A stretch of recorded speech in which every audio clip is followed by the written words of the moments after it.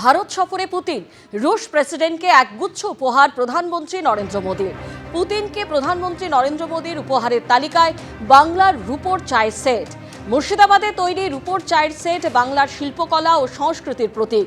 অসমের ব্ল্যাক টি, হাতে তৈরি মহারাষ্ট্রের রূপোর ঘোড়া উপহার মোদীর। পুতিনের উপহারের তালিকায় আগ্রার মার্বেলের তৈরি দাবা সেটও। কাশ্মীরের জাফরানও উপহার দিয়েছেন প্রধানমন্ত্রী নরেন্দ্র মোদী। মহাভারত ও গীতার অংশও রয়েছে মোদীর উপহারের তালিকায়।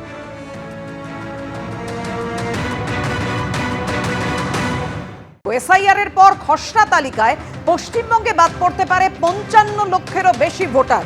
এখনো পর্যন্ত জমা পড়েনি 54,59,541টি এনুমারেশন ফর্ম। তথ্য পরিসংখ্যান দিয়ে নির্বাচন কমিশন কি জানাচ্ছে জানাবেন আমাদের প্রতিনিধি রুমা পাল আমাদের সঙ্গে ফোনে রয়েছে। রুমা, বাদ পড়ার কারণটা কি? দেখো, জানি রাখি প্রতিদিনই কিন্তু এই বাদের তালিকায় চিহ্নিত হচ্ছে। এখনো পর্যন্ত আজকে পর্যন্ত যেটা চিহ্নিত হয়েছে 54,59,541।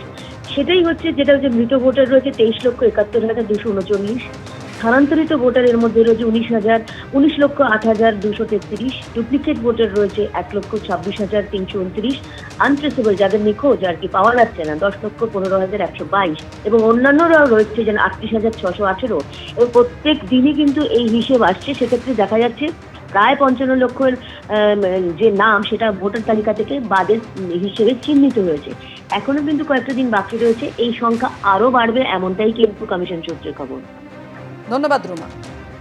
দুই জেলাতে তৃণমূল বিজেপি সংঘর্ষে কিভাবে উত্তপ্ত হয়ে উঠলো সেই ছবি রাখবো আপনাদের সামনে। একদিকে রেখেছি হাওড়ার উদয়নারায়ণপুরের ছবি, অন্যদিকে কোচবিহার। বিজেপির পরিবর্তন সংকল্প যাত্রা ঘিরে হাওড়ার উদয়নারায়ণপুর একেবারে ধুন্ধুমার পরিস্থিতি তৈরি হয়। অন্যদিকে তৃণমূল বিজেপি সংঘর্ষে উত্তপ্ত হয়ে ওঠে কোচবিহার। বিজেপি করতে কথা বলবো, আমাদের সঙ্গে রয়েছেন আমাদের প্রতিনিধি সুনীত হালদার। সুনীত, মারধর, পাল্টা হামলা, ভাঙচুর, বাইকে আগুন, বাদ গেল না কিছুই। কিভাবে এতটা উত্তপ্ত হয়ে উঠল পরিস্থিতি?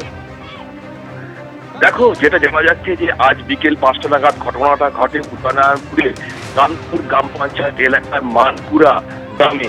যেটা জানা গেছে আজকে বিজেপির পক্ষ থেকে যে ওরা পরিবর্তন সংকল্প যাত্রার আয়োজন করা হয়। সেই সময় বিজেপি কর্মীরা এই মানকুড়া মোড়ে জড়ো হয়েছিল হাতে পতাকা নিয়ে। সেই সময় কানপুর গ্রাম পঞ্চায়েতের তৃণমূলের উপপ্রধান সুশোভন শেঠ বাইকে চেপে সে তার নিজের দোকান ফেরতে যাচ্ছিল। যখন সে বিজেপি কর্মীদের মুখোমুখি হয় সেই সময় দুজনের মধ্যে বচসা হয়। হঠাৎই বিজেপি কর্মীরা তার উপর চড়াও হয় বলে অভিযোগ এবং তাকে পেছন থেকে বেধড়ক লাঠি সোটা রড দিয়ে মারধর করে। তার মাথা ফেটে যায় এবং সে বাইক থেকে পড়ে যায় এবং তার বাইকেও ভাঙচুর করা হয় বলে অভিযোগ। এই ঘটনার পর তাকে আহত অবস্থায় উদয়নারায়ণপুর স্টেট জেনারেল হাসপাতালে ভর্তি করা হয়েছে এবং এরপরই উত্তেজনা ছড়িয়ে পড়ে। খবর পেয়ে ঘটনাস্থলে ছুটে আসে তৃণমূল কর্মীরা। একদিকে যেমন হাওড়ার উদয়নারায়ণপুরের ছবি আপনাদের সামনে তুলে ধরছি, অন্যদিকে তৃণমূল বিজেপির সংঘর্ষে উত্তপ্ত হয়ে উঠল কোচবিহারও। কোচবিহারের মাথাভাঙার 1 নম্বর ব্লকের বৈরাগীহাট গ্রাম পঞ্চায়েতের দুয়াইশুয়াই এলাকায় ধুন্ধুমার পরিস্থিতি তৈরি হয়। দুপক্ষের সংঘর্ষে আহত তৃণমূলের 3 জন ভর্তি রয়েছেন হাসপাতালে। আমাদের প্রতিনিধি শুভেন্দু ভট্টাচার্য এই মুহূর্তে আমাদের সঙ্গে রয়েছেন। শুভেন্দু, এরকম উত্তপ্ত পরিস্থিতি কেন তৈরি হলো? দেখো, যেটা তৃণমূল পক্ষ থেকে অভিযোগ করা হয়েছে যে আগামী 9 তারিখ কোচবিহারে মুখ্যমন্ত্রীর জনসভা রয়েছে এবং সেই জনসভাকে কেন্দ্র করে তারা বৈরাগীর হাটের দুয়াইশুয়াই এলাকায় সেখানে মিছিল করছিলেন এবং সেই সময় বিজেপির পক্ষ থেকে সেখানে হামলা চালানো হয়, এমনটাই তৃণমূল কংগ্রেস অভিযোগ। এবং এই ঘটনায় 3 জন তৃণমূল কংগ্রেস কর্মী আহত হয়েছে। পাল্টা বিজেপির পক্ষ থেকে অভিযোগ করা হয়েছে তাদের কর্মসূচির জন্য তারা পথসভা করছিল, সেই সময় তৃণমূল মিছিল থেকে তাদের কর্মসূচির উপর হামলা চালানো হয় এবং তাদের কর্মীদের মারধর করা হয়।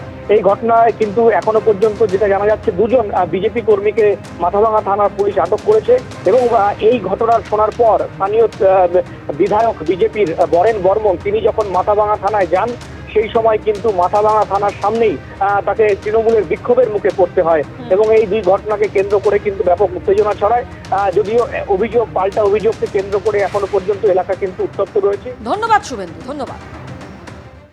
9ই ডিসেম্বর মমতা ব্যানার্জি কুচবিহার রাজমেলা মাঠে আসবে এবং আমরা চালচিলিহাট বাজারে মিছিল করছিলাম। এই বিজেপির কিছু হঠাৎ করে আমাদের মিছিলে এরকম মারপিট শুরু করে। তৃণমূল আশ্রিত গুন্ডারা সেই পথসভা ভণ্ডুল করার জন্য তারা সেখানে জমায়েত হয়ে আক্রমণ করে এবং তারা আক্রমণ করছে এবং আর আমাদের উপরে হচ্ছে তারা অপবাদ দিচ্ছে নাকি আমরাই তাদের উপর হামলা করেছি।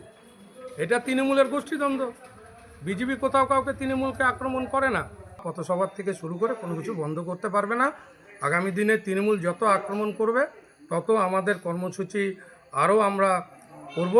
তৃণমূলে বাধায় আমাদের কর্মসূচি বাধা বন্ধ থাকবে না। এবিপি আনন্দ, এগিয়ে থাকে, এগিয়ে রাখে।